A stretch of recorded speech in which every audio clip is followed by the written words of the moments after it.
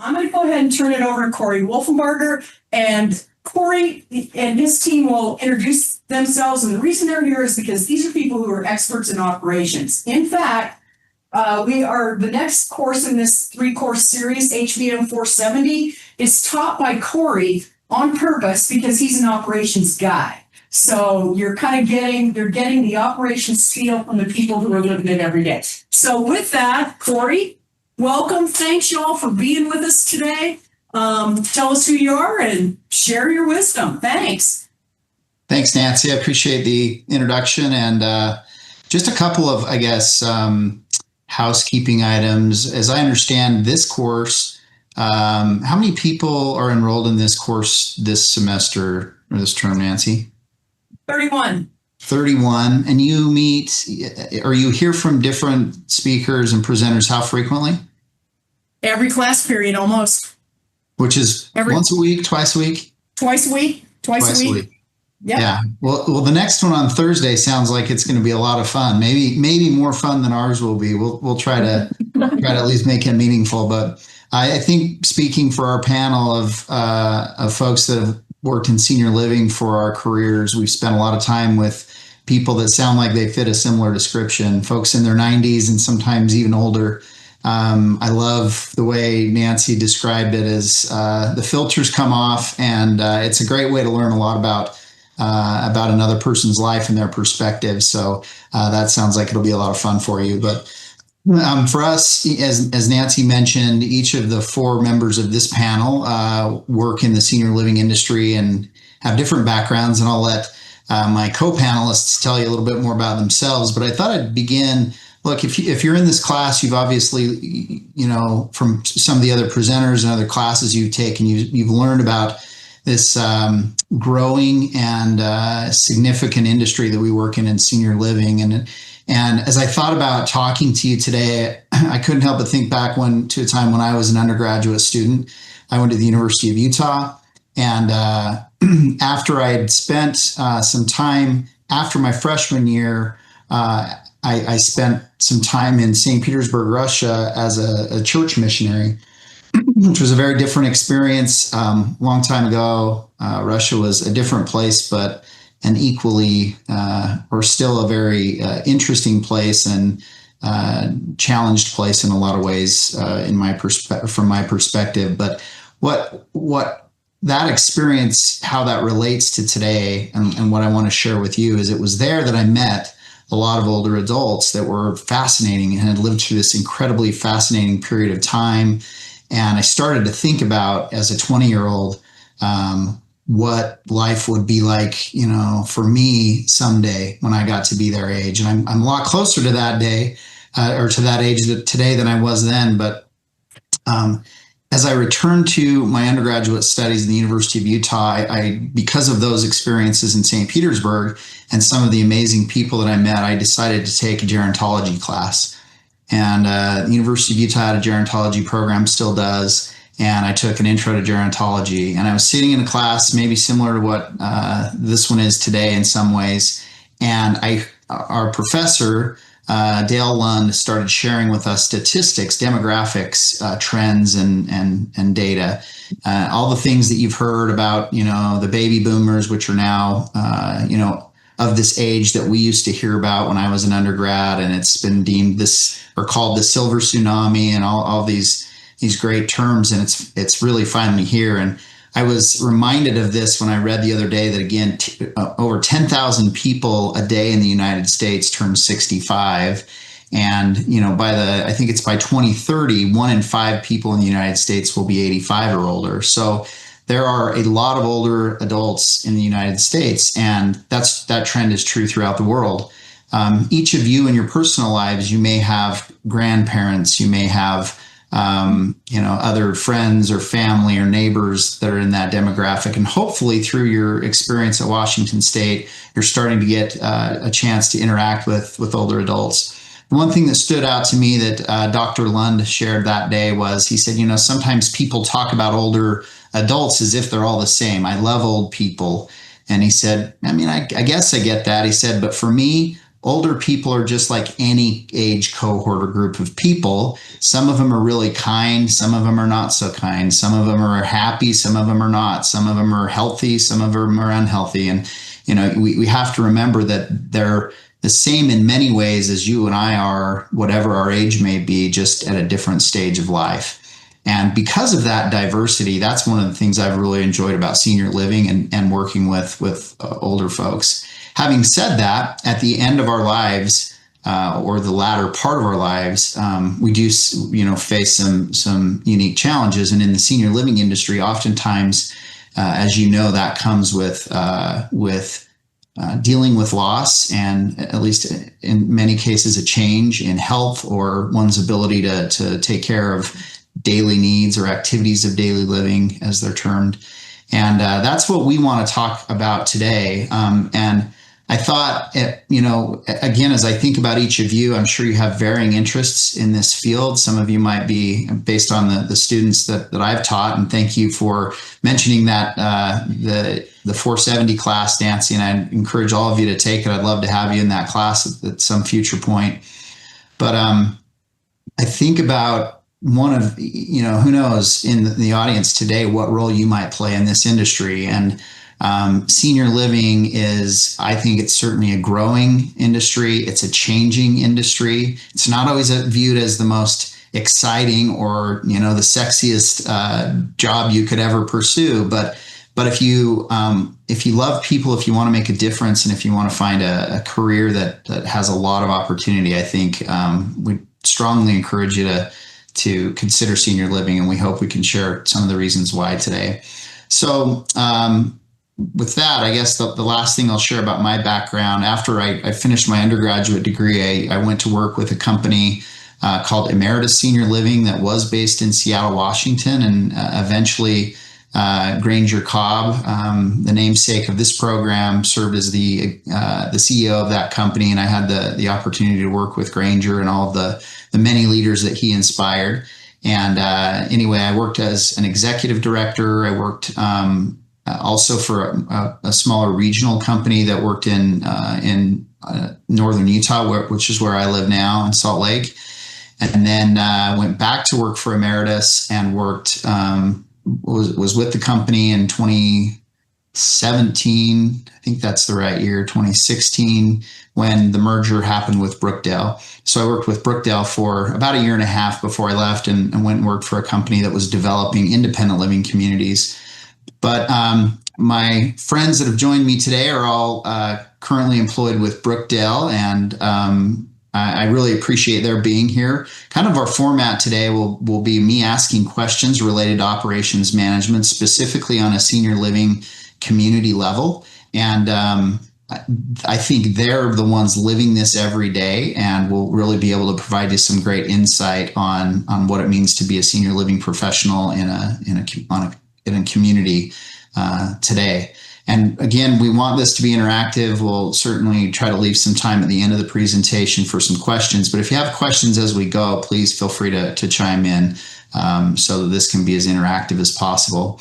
So with that, Sharice, I'm going to turn the time over to you and let you introduce yourself and the other two members of your team that are with us today, and then also to talk a little bit about your community, where it's located, a little bit about what a day in the life at your community looks like, and then we'll get into some of the questions we've prepared.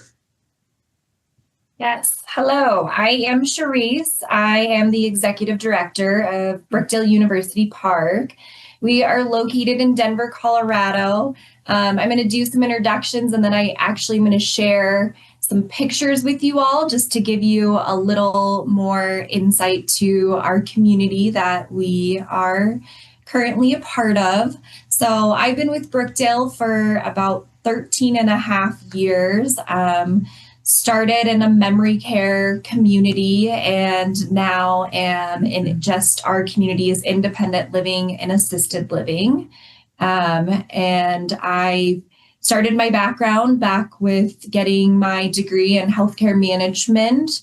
Wasn't sure I wanted to get into senior living, but had a friend of a friend that worked at this memory care My grandma was also going through Alzheimer's at that time too, in a memory care community, so I was very familiar with that. So I thought, why not? Let's give it a shot. Absolutely fell in love with memory care. And from there, just wanted to continue moving in the senior living world with a lot of knowing I could grow and help support our seniors during a time in their life where they need a lot of different services provided to them. And with that, I'll let these two introduce themselves. And yeah. I'm Rosalie. I'm the Health and Wellness Director here at Brookdale University Park. I've been with Brookdale for 11 years, been a nurse for 12 years, but in senior living for about 23 years. Kind of like Cherise, just wanted to, it just kind of happened in senior living, and started in skilled communities and then memory care. That's actually where I met Cherise. So did memory care for a while and then came to assisted living. Hi, I'm Christine. I'm the Director of Sales and Marketing here.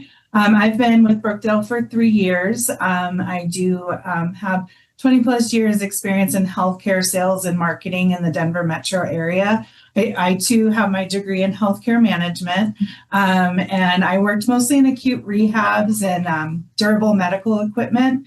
And after COVID is when I decided I was going to go into senior living.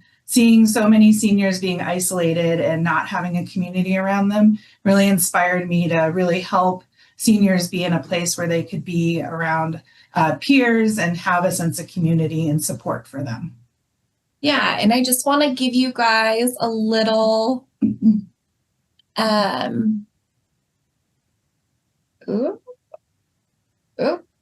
you go. Can everyone see that?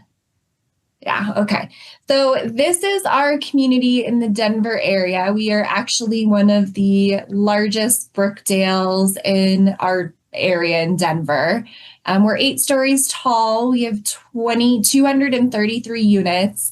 36 of those are assisted living and 197 are independent living. So a lot of our focus is definitely on our independent living population. So just giving you a little, our world. So this is our lobby. So this is filled all day long with our residents and visitors that come in.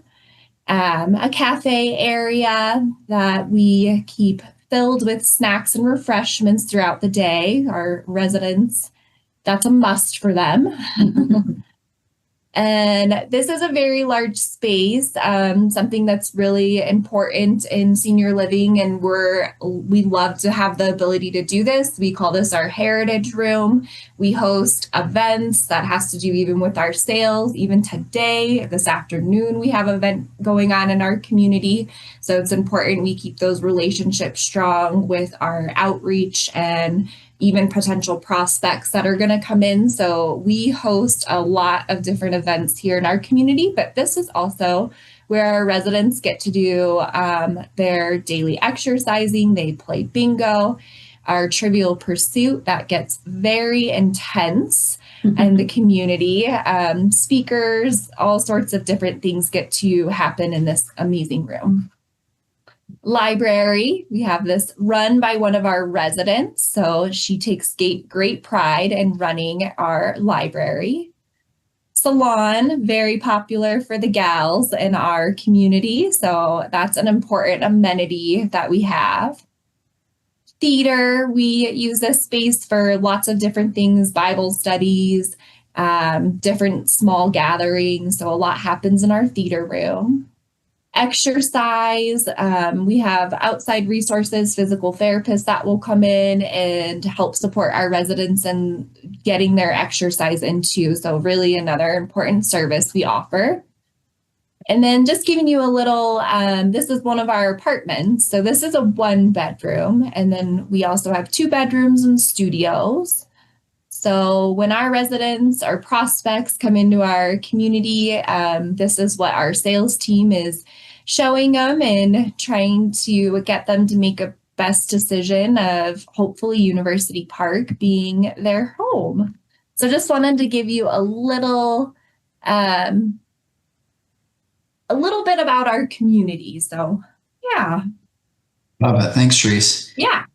Now, I think for the students in the class, you've probably heard from professionals from different companies, and you've seen as it relates to senior living, there are about as many different models of senior living as you can kind of dream up, all the way from small 12 to 15 apartment communities that are intended for, oftentimes those are for residents who are suffering from memory loss. So they're memory care communities, or in more rural areas that don't support such a large community like our panelists work at, all the way up to not only communities of this size, but even larger throughout the country. And so there's a lot of diversity in the offering and what's there. And I think as I think about this from the perspective of students and those who are pursuing a career in this field, there's about as much variety as, it's the same kind of appeal for residents, who are looking, some for larger communities where they have more social interaction and opportunities the way they do at University Park, and sometimes a smaller, more intimate feel is a bigger draw to people. But aside from all of the different models, we want to talk about, operations management. And what does that mean when we talk about in senior living, the operations management? So I guess for my first question for the panel is to think about what is operations management, and how would you describe it? So any of the three of you kind of, when I ask that question, what comes to mind? So really, when I think about operations management, it's the day-to-day oversight of our departments. So I have to be ensuring and working closely and partnering with these guys here and the rest of my leaders to make sure we're operating successfully. Yeah.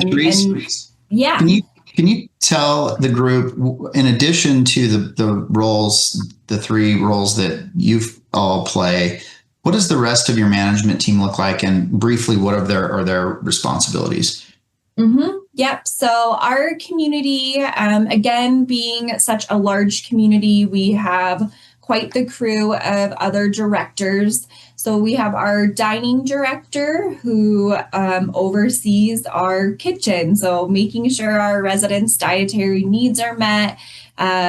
He has a whole team with an executive chef, a sous chef.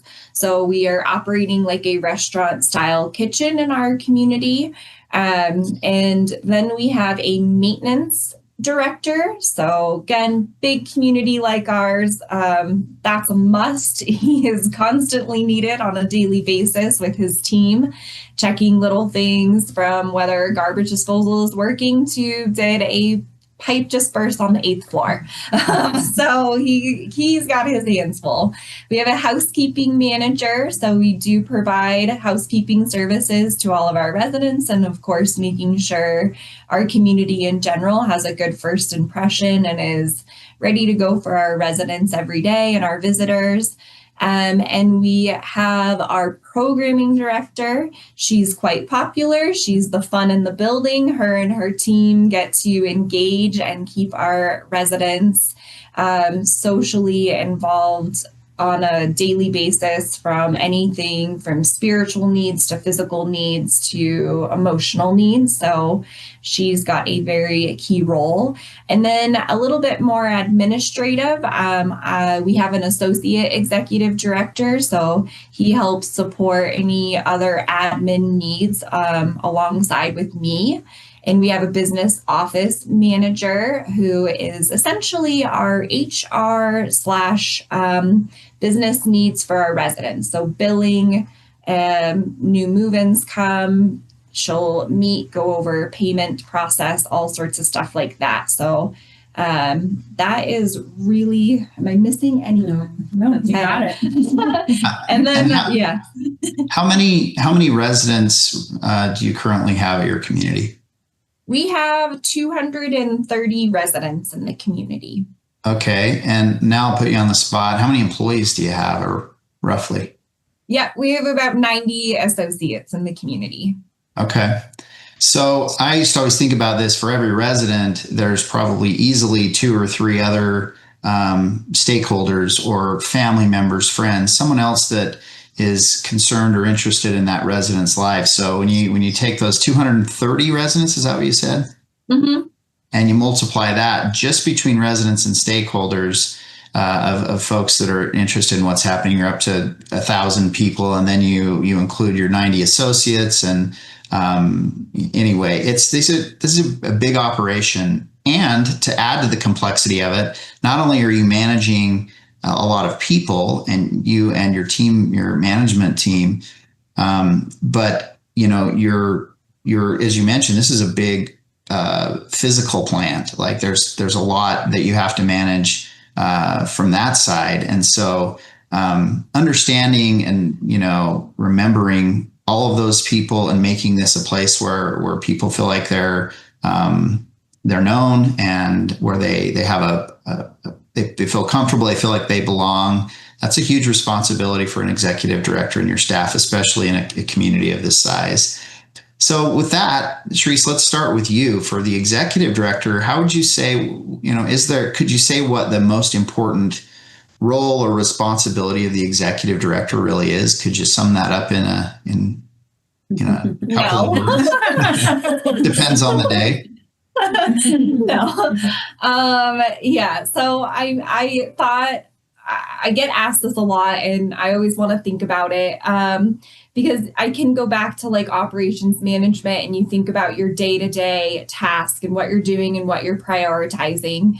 I really do feel one of the most important things is really just understanding your business on all levels, because that's going to include all of your departments, going through your financials of understanding your budgets, your expenses. But there's so much more to that about making sure we're up to date with like compliancy and policies.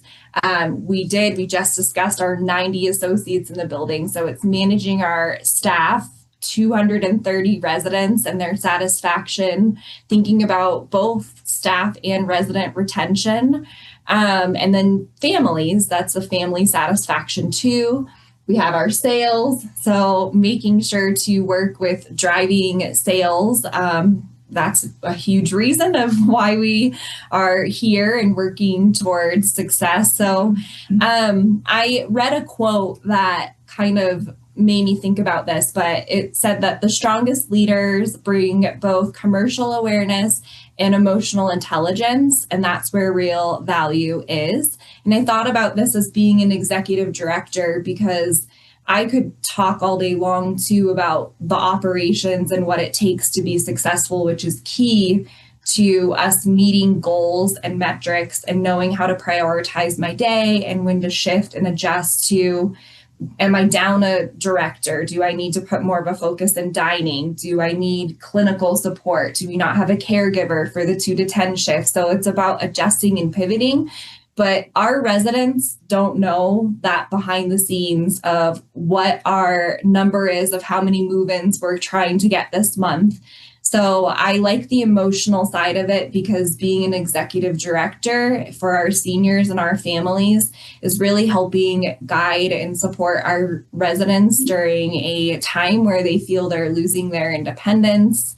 They still want to find ways to have purpose and be social. So it's really a lot of an emotional side too of being an executive director and being able to have those meaningful conversations with our residents as well. So I can't really sum up just in an easy way. I think you did a good job, all things considered. I worked as an executive director early in my career, and I think professionally and personally, I grew a lot during that time for all the reasons that you said. And, when you think about it, for an executive director, in addition to maybe more like in a multifamily apartment community, for example, you have all of those responsibilities of handling tenants and leases and all of those kinds of things. But in senior living, it's so much more, because, it's a complete lifestyle that people, whether they realize it or not when they move in, that they choose, in moving into a senior living community, because even the most intimate parts of our lives at that stage, we're inviting someone else into that. And as we think about, many residents, given their stage of life, end up passing away while living as residents of our communities, and what more, intimate and emotionally important time can you be in someone's life than at the end of their life? And I know for me, in the last 2.5 years, both of my parents have passed away, and both lived in senior living communities, and the staff of those communities played a really important role in that. So I love what you said about the emotional intelligence piece, but also you're running a multi-million-dollar business. You have financial statements that you have to understand and review in order to make good decisions. You have responsibility to, in the case of Brookdale, which is a publicly traded company, to shareholders in private companies, investors. And so it requires a pretty well-rounded person to manage all that as an executive director. So, you have other businesses, right? You have a restaurant that you're running, and a kind of a home health agency, if you will. And so it's a really unique and challenging opportunity. And that's why your team becomes so important. So with that, Christine, Charisse talked about the importance of the sales and marketing effort, and how, happy buildings, I've heard this said a lot, are full buildings, or full buildings are happy buildings. Tell us a little bit more about what your primary responsibility is, and how that relates maybe to some of the things Charisse shared. Sure, absolutely. Absolutely. Our number one responsibility is census growth in the sales department. Excuse me. So achieving our admissions goals is super important, and we strive for that every day. Between business development, like Charisse was talking about, having events in the community for both community partners and prospects, and also communication with our prospective residents and their families is a huge piece of what we do to build that census. And again, it goes back to that emotional connection. You have to build relationships. These seniors are scared. It's a big change for them. They've lived in their house sometimes for 60 years. So you really have to get to know them on a personal level, and be able to meet them where they're at and meet their needs and have solutions for them. So it's a challenge, and it's different on every single person who walks through our door. Some are a lot easier than others. Some sign, in a day, and others we work with for years. So it just is timing on their part. But definitely our biggest responsibility in sales is census growth. But yes, a full building is a happy building for sure. How do you think that sales, right? Because really any business, how does sales in senior living differ from maybe if you were working in sales for a consumer products company or some other kind of industry? Sure. I mean, I did sell durable medical equipment at one point, so it's not very much it's more of a product versus really senior living is more the emotional sale. It's really finding out, what their needs are, what's getting more difficult for them to manage, and finding solutions for them. And like I said, sometimes building that relationship over years with them before they finally feel comfortable enough to make that move. Whereas a product is just a transaction. And then once they move in, it's still a continued, relationship with them. So, you want to make sure that what you talked about, what they're going to experience here is happening. And that's how working with our team and with Charisse and Rosalie, making sure we're all on the same page so they have that experience that we did promise them before they moved in. That's a great segue into Rosalie, hearing from you. Christine's out trying to find residents and help them understand the benefits of senior living and working through that challenge of transition. I mean, how many times have we known people who have lived in their homes for decades, sometimes over 50 years, and they're not safe at home, or they're lonely, or they're not getting great nutrition, or their care needs are suffering. But making that transition is so difficult because it's a big change. So once they actually are seriously contemplating that, that's when you step in. Tell us about, as you see your role, what's most important. So I would say for me, the most important thing is really just making sure that the residents receive high quality care. So when I do go out to see a resident, I already kind of have an idea from Christine of what's getting harder for them or where their challenges are and how myself and my team can help, find those solutions for them so that they are safe. And then just really getting the residents to understand, that it really isn't safe for them to be at home sometimes. And if they don't have someone there constantly checking on them or things like that, but, explaining to them here in our community, we have someone here 24/7. So in case anything happens, someone's always there to help them. So I think a lot of times that kind of really helps the resident make that decision as well, too, is knowing that someone's always there. Yeah, and I think about all of the folks that I've known who've worked in your role over the years. I mean, what a huge responsibility, because at the end of the day, while they are residents and really enjoy the social interaction and those kinds of things with assisted living in particular, the reason they typically come is there is some medical or care need that they can no longer manage safely on their own. And you get to be the one that gets to orchestrate it, meeting the residents' needs as communicated to them, doing it within budget, which is an important piece from a business standpoint, managing a lot of different personalities, both residents and staff, and how that matches. I mean, how many on your team of those 90 associates in your community, how many work in the assisted living side? Right now, I have about 16 associates right now. Yeah, that helps. So, and the great thing here in our community is I have staff who have been here for years. My lead QMAP has just celebrated her 30th anniversary here as a caregiver. So that's really great. And it really speaks for itself as well, too, on the care and the commitment that my staff have for the residents. Absolutely.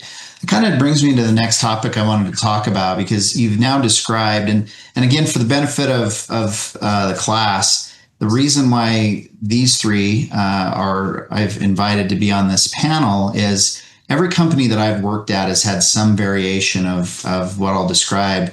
At Emeritus, it was referred to as collaborative team management, or CTM. We said CTM so much that oftentimes I had no clue what it stood for anymore, but Brookdale, at least when I was with Brookdale, referred to it as the three-legged stool.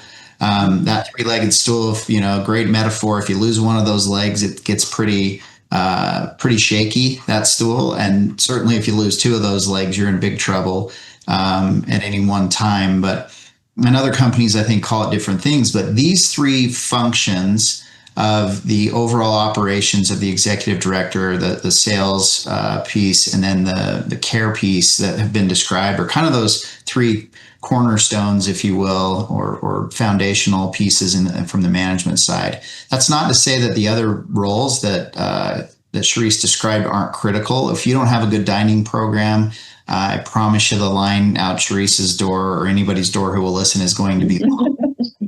If the lights don't work, if there's a broken pipe that it doesn't get fixed, if things aren't clean, you're going to hear about those things. But it all starts with you all. And I remember when we went through the transition from when Emeritus and Brookdale combined, and we talked so much about culture, and most companies in any industry talk about culture, but particularly in senior living, it plays an important role. So when you think about, this is for the panel, when you think about culture of a community, how do you go about defining culture, and why is it important? Yeah, so I do feel that culture is your overall experience in a community. So that experience has to do a lot with our staff and us leading and engaging with all levels, from residents to families. But I will tell you, one thing we always get from prospects or even families that come in our community is they feel that our community has a very home-like small town vibe. So a culture we've created here is everyone greets everyone. We're always smiling, laughing. We really get to know our residents on an individual basis. Christine could do a tour, and anyone that walks by, whether it's a server or a housekeeper, wants to give themselves an opportunity to meet this prospect. We talk a lot with our staff about, this is our residents' home. So we want you to know that if sales is coming around with a tour, you are also a part of a reason why they're moving in here. It's not necessarily always the apartment they picked out. It really is how the staff are going to be welcoming and greeting them throughout the community. So being able to create a positive culture for our associates increases their satisfaction. It helps with our productivity and retention rates, but then you also have to create that positive experience for the residents to continue that satisfaction too. So it's an overall walking in the community and what is going to be your all's first impression and what's going to be your experience. So of that community is a positive culture has to be given. I would say too, with the families, our providers as well to our outside providers, that's always huge too, because you want them to come back. You want them to give good services to our residents and things like that as well too. So yeah, that the culture really goes around everywhere. Yeah, you've identified a couple different groups that I've heard clear. Obviously, your residents that are there, that live there, the associates that are there to provide services, family members who want to make sure that things are taken care of. Sharice, you talked about earlier regulatory compliance, regulators who will visit the community for a survey or for other reasons. They care about what's happening. And even more broadly, they don't walk in your building very often anyway, but you have others from your corporate office or investors or lenders, those kinds of things. You have a lot of people that have a real interest in what's happening. So as you think about culture that you've described, what happens when the needs or wants of desires of those different groups conflict? I mean, is everybody always just so happy and saying we all want the same thing? I think we know just because there's so many people involved, that wouldn't be the case. But maybe you can give us an example of a time when the needs or desires of those different groups have conflicted around culture and how you as a team were able to address it. Mm-hmm.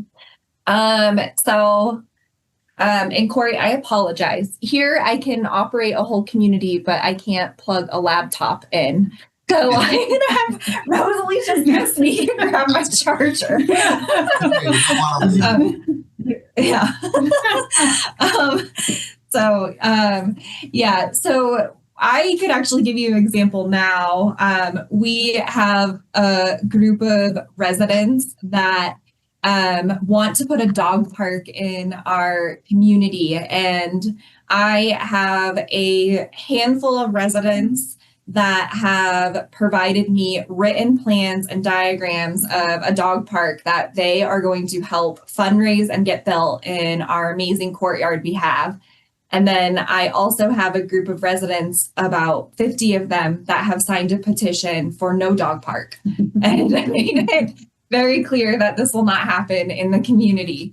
So really in the community right now, there is this culture that's divided amongst dog lovers and people who do not want anything to do with dogs in this dog park. So it's really a lot and little, this is a larger conflict, but there really are smaller conflicts too. And it's a lot about being able to maintain that positive culture and taking time to problem solve and really listen to understand. So I want all residents to be able to voice and have their different opinions. And this can be the residents, this could be a staff level, this could be a family level. It's being able to take the time to listen and be able to then step back. And often that could be engaging with my team of how can we work through this a little bit to make sure we're coming out with a outcome that might meet the needs of our residents. So with the dog park, now we have come down to, we will go ahead and put a ballot out and our residents will vote if they would like a dog park or not like a dog park. But the point of that is that they all feel like now they're given an opportunity to have input. Yes, it is a vote and still coming down to that. But they don't feel like us as a leadership team just said, yes, we're putting a dog park in. They feel like that they're able to, again, cast that vote, and we'll see what the majority comes out of it. But yeah, I would say, again, it's a lot of problem solving and stepping back and listening. Listening is huge, and often that's sometimes a lot of the problem is residents will come and want to meet with me, but they really just want to be heard. Yeah. Yeah, I think all of us that work directly with residents, I mean, it's too bad we don't have even more training as, social workers or counselors, because so much of that is, to your point, that people just want to be, it doesn't matter how old you are. That's not an issue of age, but we want to be heard and we want to feel like we're understood.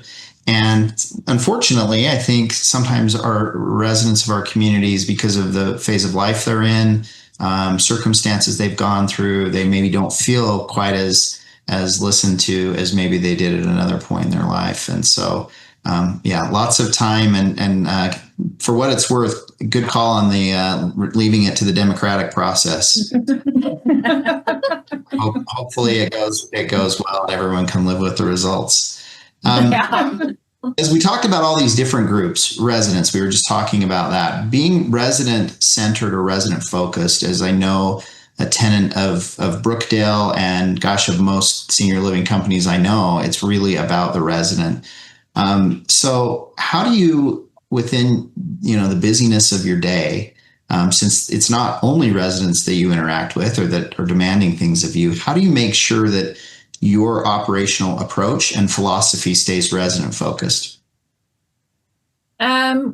I think one thing I'm thankful for with working with Brookdale is we do have a lot of different tools and resources, even being able to partner with my district team, other supportive or other surrounding communities in the area. And I mention a lot of that because a lot of Brookdale's purpose for some of the trainings and different, again, tools and resources they have out there is to keep us focused on our resident-centered services. So this can be, especially on a daily basis, I would say our programming department is pretty key with this. They're constantly meeting with residents, wanting to understand what's important to them, what might help them have a more successful experience living in our community. And that, again, could be something from meeting with them to understand that they've played the piano their whole life. They were a golfer and they're trying to find someone else to golf with. So we keep a lot of our resident-centered services really well engaged with our programming department. And we also have different things too that we do to keep it on a more monthly basis too. We have our town hall meetings. We have collaborative care meetings that involve us discussing all of our residents between a leadership team on a more individual basis that help us keep in mind if we know that someone might be having trouble with walking and they might need physical therapy, then we'll talk as a team and then talk with family, residents. So, almost everything we do, it really is a lot of trying to do it for our residents and their needs to keep it resident-centered services like focus for them.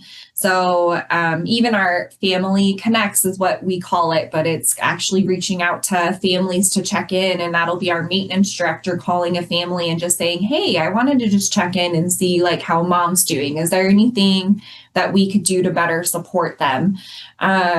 So it's a lot of, like you mentioned, like it's a daily focus really for us as a team to be able to understand that, again, this is our residents' home. So how are we going to be able to keep them the focus of our day and help them be successful?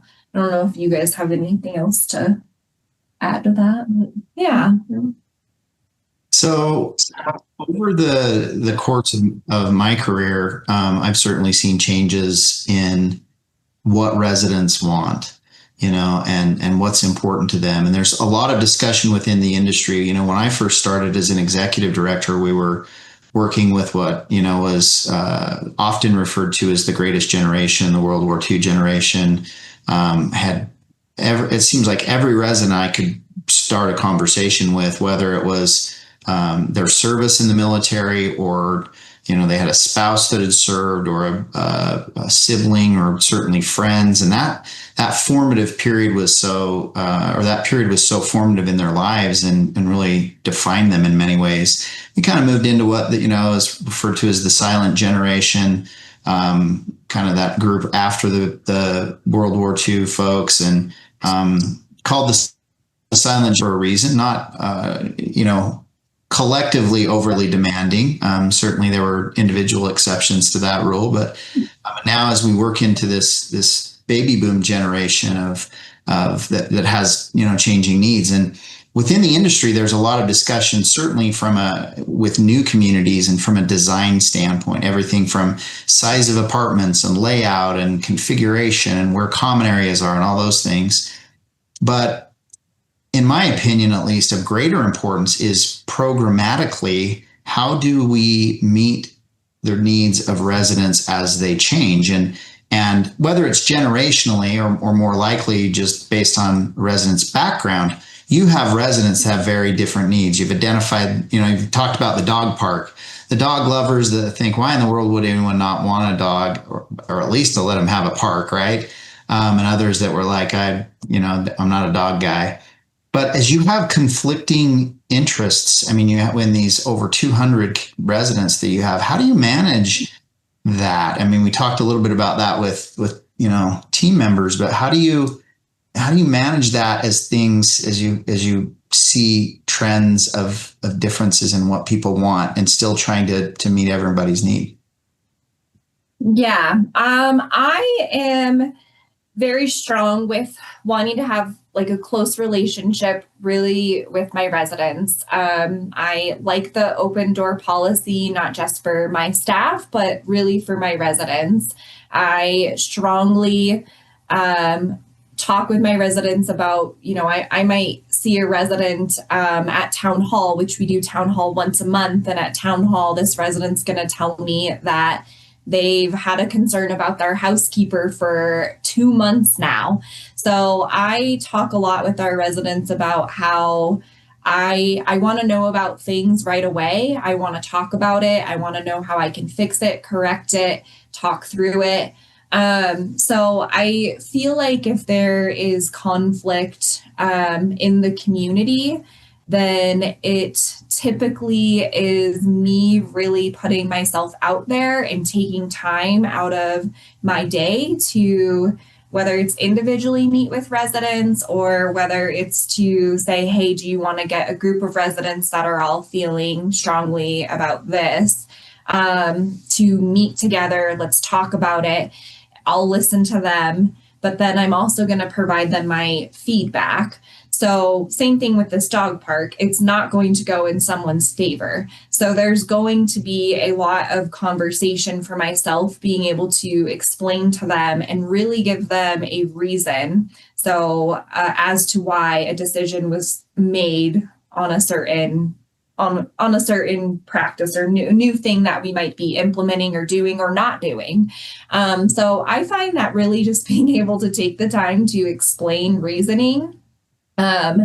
And residents want to know information constantly. If they're asking why maybe they haven't got a new piece of furniture up on the 8th floor, and why hasn't the bench by the elevator been replaced? So it's really taking the time to explain to them the reasoning behind the why. And I feel like that helps a lot with really conflict management, is they just need to know more. So Christine and Rosalie, Christine, you on the front end, you meet people when they are confronting some of these loss issues that you talked about, and even independent living, right? They're maybe they can still live independently, but there are things in their lives that have changed or that they're dealing with. And then Rosalie, as you're dealing with residents as their needs might increase, the balance between remembering that these residents, and even prospective residents, are not only adults, but they're further down the path than we are. Most of them have raised families. Most all of them have had careers, and they've accomplished, incredible things in their lives. How do you balance respecting that and also recognizing that in some cases, the most basic needs that we have as human beings, they can no longer manage on their own? How do you find that balance of treating them with respect and dignity, but also knowing when to step in to help? For me, I would say, just really listening to them. I feel like a lot of times residents think, oh, I'm going to assisted living, my life is over.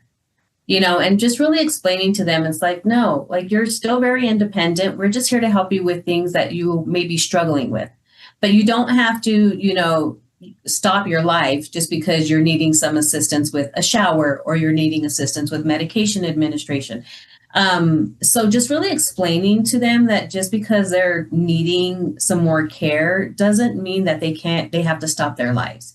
And so just really listening to them, at care conferences, getting with the family, really getting to know them on a one-on-one basis as well, is just very important so that I can also help encourage them to keep that independence and keep doing what they love day by day. A lot of times I remind them, this is your apartment, you come and go. Just as long as you let me know where that you're leaving so that we're not going crazy looking for you when it's bedtime, but I really want my residents to be as independent as they can, we're just there to assist them when that help is needed. So it's just really that communication with them and their families and just really reminding them of that, that they're still able to do a lot. Yeah. And I would say on the front end, again, going back to listening to them, but also having them meet another resident, maybe have lunch with another resident, come to an event so they can see that it's not just them and they can talk to a peer of what, it looks like to live here and what assistance is available. We've had potential residents stay in a guest suite for a couple nights just so they can experience and, for themselves and not just us telling them what it's like to live here. It's awesome. You all have been in your respective roles for how long? Sharice, how long have you been the executive director? At University Park, I've been here for almost 7 years. 7 years. And Christine? 3 years. 3. And Rosalie? I've been here 6 years. Okay. So just for the benefit of the class, like if you took a survey across, 100 random communities across the United States, you probably wouldn't find this kind of tenure in not only these roles, but working together. And that's a testament to how successful the three of you have been and that you found a place that you love. So we talked about this collaborative team management, CTM, and how these three roles are so important.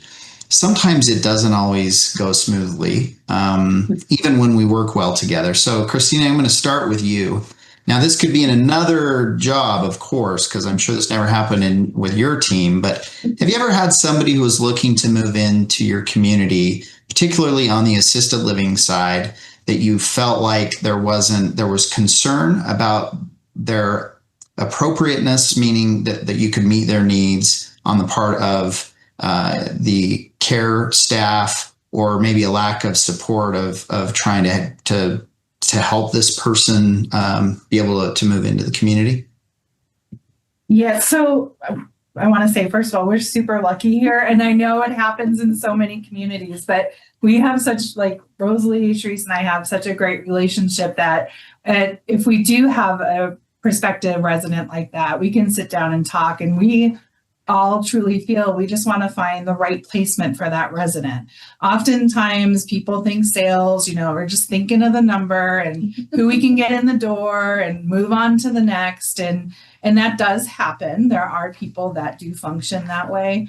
And I've worked with other, clinical leaders who felt very strongly against sales and would fight back. And I feel like when you are in that instance, it really goes back to gaining their trust and working together, maybe go shadow their team for the day and understand, what they can do clinically so that you understand it when you're selling and you can respect, if there is someone that we can't take care of, and vice versa. If they feel like sales is just like, we don't care, we're just going to put someone in that room, and if you can take care of them, great. If not, I'm sorry. So having them shadow us as well. I'm a firm believer, and with my entire team too, is that you have to, really build strong relationships internal to be successful in sales. If you do not, you're not going to be successful. If you're not, a good relationship with, executive director, health and wellness, maintenance, food, everybody, because you need every single person on that team to be for you to be successful. So Rosalie, when you have concerns about someone moving in, or you're thinking, God, I don't know if we can meet their needs, how do you address that? I just say no. No, I don't. No, The ultimate veto power. No, I really get with the team, and we kind of really discuss like what are the big challenges, and really try to find those solutions. I also want move-ins as well too, because then if I have move-ins, then I can get more hours for my staff. I can hire more staff, things like that. And so I also want the move-ins, but I also want to make sure that the resident is getting that high quality care as well too. So, finding that solution on whether, yes, we can do it, or if we're not the best place, then we'll have that discussion as well too. And we do try to find a place that will benefit that resident. So really, it's just communicating with the team. So Charisse, when this happens and you watch your team communicate, and they have good relationships, they're good at resolving things, but sometimes the executive director has to step in and participate in different ways too. What is the ED's role in all of that? Yes. So again, like Christine said, we are super lucky in this community to be able to have the three of us work so closely together and really have that strong respect for the clinical side and the sales side. But I will say a lot of the clinical side and what we can support with residents coming into the community, because we do want our residents to be successful living here in our community. So often, or I shouldn't say often, rarely, if we do have a potential prospect that we are looking to move in the community, and it is a little bit of a conflicting concern of, can we really take care of all of their needs? I usually have already heard from both of them separately. Rosalie is really great about being able to come have that communication, which she will have already talked with sales about. And she'll come fill me in on her assessments. And this doesn't necessarily have to be someone that is not appropriate for our assisted living. This is really just in general. This is our process probably for any individual that's moving in assisted living, is Rosalie's going to come talk through that she went and assessed a potential resident, and here's how it went. Here's what we're looking at for care. But I feel like if there would to be ever conflict, me stepping in is being able to provide different perspectives to both of them for different reasoning of why someone might not be successful, or being able to provide Rosalie hey, like, if this looks like it's going to be someone that is maybe they're having a behavior. If they're going to be someone that might be a tough resident for us, they're going to go somewhere else. Someone else is going to care for this resident. And so sometimes we step back and we really talk through, we have an amazing team here. Let's be the one to create a success story for this resident. So it's really me being able to listen to both of them and understand if I need to provide a different perspective. And again, that could be giving it to both sides of, our AL staff are not going to be able to care for this resident, or it's giving Rosalie no, we're going to be the ones to do this. We are going to take care of this resident, this family, because we can. We are strong. We're a team. We partner well, and I want to be able to, again, have a success story for this resident and be able to give them a forever home for the rest of their remaining years. I love it. Edie is the master negotiator, mediator, referee at times. So thank you. Well, listen, I want to pause there. We're getting close to being through our time, and just to give the students a chance, if you have had any questions about the industry generally or any of the specific roles that have been described today, what working in a community is like, to give you a chance to ask it of people who are doing it every day. So Nancy, if maybe I'll turn it over to you to see if there are any questions. Thanks. Awesome. Questions? Anybody have any questions? Yes, please, Nolan. With the ratio of employees to residents you guys have at your community, how important is it to have good planning and organization daily? That is a great question. It's crucial to be able to prioritize and plan. Every day, right first thing in the morning, our whole leadership team is meeting and talking about exactly that, of what staffing might look like for their different departments. If we have our dining team that they feel they are a little short in some areas, maybe it's lunch service, dinner service. It's about talking through that day and that staffing to make sure that, honestly, it could be myself, it could be Rosalie, it could be Christine. We're all stepping in to help and make sure that the services are not interrupted for our residents and still taken care of. I will tell you, being in a large independent living community, the housekeeping, the dining staff are really crucial, maintenance, but it is independent living. So a lot of our residents are independently still doing their day just as if maybe they were living in an apartment complex, living in their house. So we still are just there to be able to provide those additional amenities throughout. Assisted living staffing ratios are extremely crucial, even to be able to follow state regulations to make sure we're compliant with where we are at with our resident to staff ratio. So again, it's a morning meeting every day, having a conversation about what each department looks like for the day, and how it's going to operate successfully. Other questions?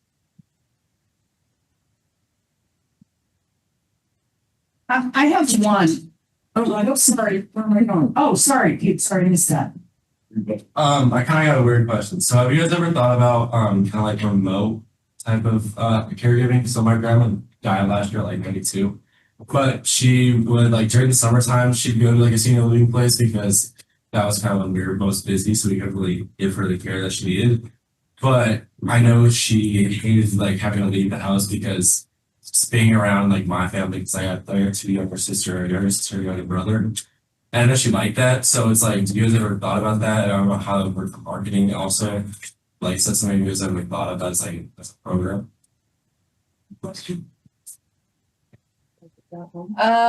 So when you say like a Brookdale at home, That's what I'm thinking. I want to make sure I'm understanding the question. You said? If I understand, I mean, they're definitely, whether it's someone living in their own home that they've lived in, a single family home, or in a senior living community, there are, and I'm sure you've seen many of them, there are all sorts of different technologies that are being used. And if there was anything good that came out of COVID, which in senior living, there weren't many things that there were, because it was just really hard. But one of the things was we learned and we got much better, I think, at using technology to connect residents with family members.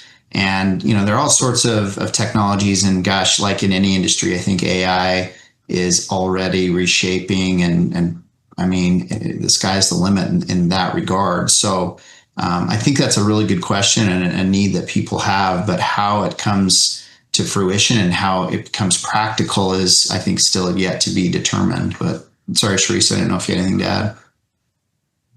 No, that I would agree with that.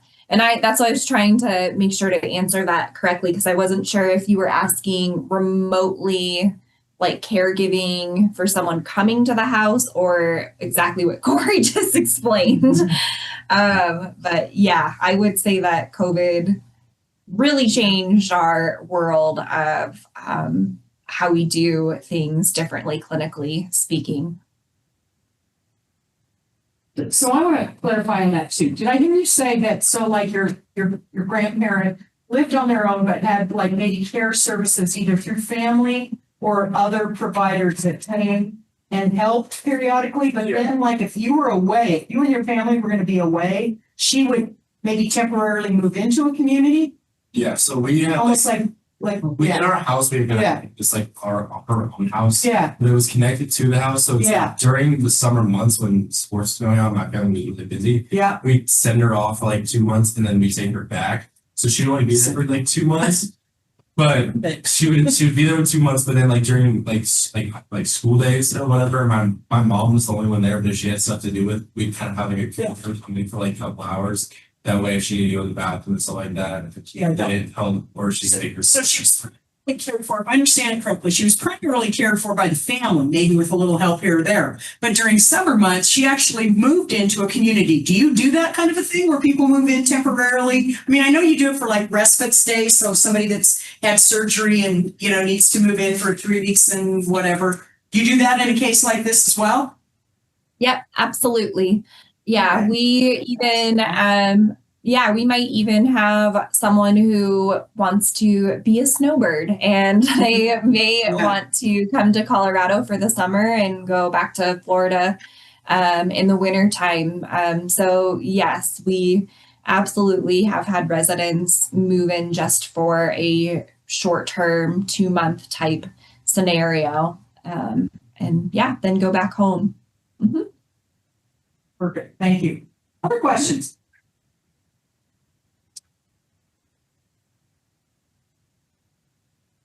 You guys, thank you. Corey, Sharice, Rosalie, Christine, thank you very much for making the time to be with our students today. Very, very insightful. And I will tell you, this class is already, they just had to, they all had to do a community visit.